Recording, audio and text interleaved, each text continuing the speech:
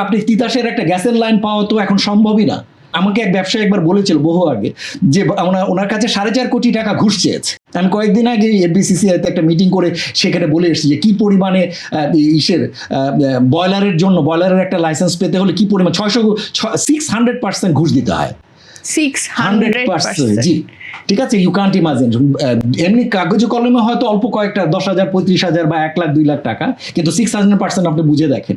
অথবা আপনি তিতাসের একটা গ্যাসের লাইন পাওয়া তো এখন সম্ভবই না। এবং আমাকে এক ব্যবসায়ী একবার বলেছিল বহু আগে যে ওনার কাছে 4.5 কোটি টাকা ঘুষ চেয়েছে। তো উনি বললো যে ভাই আমি টোটাল এসএমই, আমি 4.5 কোটি টাকাই আমার এই বিজনেসটা দাঁড় করানোর কথা ভাবছিলাম।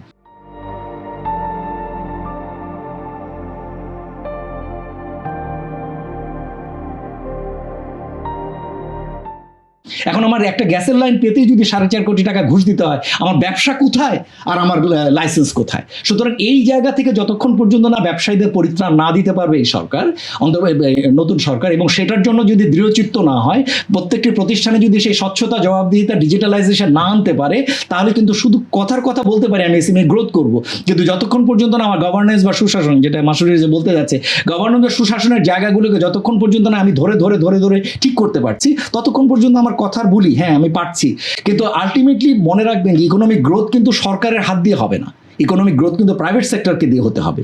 সুতরাং প্রাইভেট সেক্টর যতক্ষণ পর্যন্ত ইনএবলিং বিজনেস এনভায়রনমেন্ট না পাচ্ছে, প্রাইভেট সেক্টর বলতে কিন্তু বড় কোম্পানি না, আমরা কিন্তু অফেন সবসময় বড় বড় কোম্পানি কাছে চলে যাই এবং তাদেরকে ইঙ্গিত করি, তারা হলেই মনে করি বিজনেস ভালো। নো, প্রায় বাংলাদেশে বড় বিজনেসের পরে যে মিডিয়াম স্কেল বিজনেসগুলো রয়েছে, যারা এখন প্রায় শেষের দিকে, এবং এসএমই যারা প্রায় স্মল স্কেল, যারা প্রায় নাই, তাদেরকে যতক্ষণ না পর্যন্ত আপনি সাপ্লাই চেনগুলোতে ইন্টিগ্রেট না করতে পারছেন, তারা যতক্ষণ পর্যন্ত না পণ্য সরবরাহে বড়দের পাশাপাশি আনতে পারছেন, ততক্ষণ পর্যন্ত কিন্তু আপনি মোটেই আপনি এই যে growth, private sector led growth অথবা যে এমপ্লয়মেন্ট ক্রিয়েশনের সবচেয়ে বড় জায়গাটাই হয় এসএমইতে।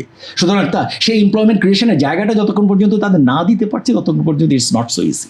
আপনার গ্যাসের লাইন পেতে হলে মানে এত টাকা ঘুষ চাওয়া হয়েছে আগের সময়কালে, সেটার কারণে আপনার উৎপাদন ব্যয় অনেক বেড়ে গিয়েছে, অথবা উৎপাদনে এই যে এসএমই খাত গ্রো করতে পারছে না, তার একটা বড় কারণ হলো ইনএবলিং বিজনেস এনভায়রনমেন্ট নেই। কিন্তু এই অবস্থাটা নতুন গভর্নমেন্ট আসলে কতটা হ্যান্ডেল করতে পারবে আই ডাউট।